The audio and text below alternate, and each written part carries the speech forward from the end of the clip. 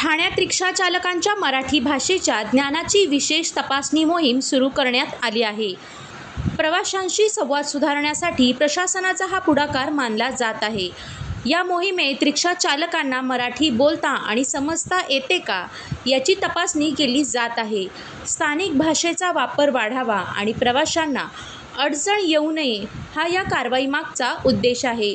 या निर्णयामुळे रिक्षा चालकांमध्ये चर्चेचे वातावरण निर्माण झाले आहे।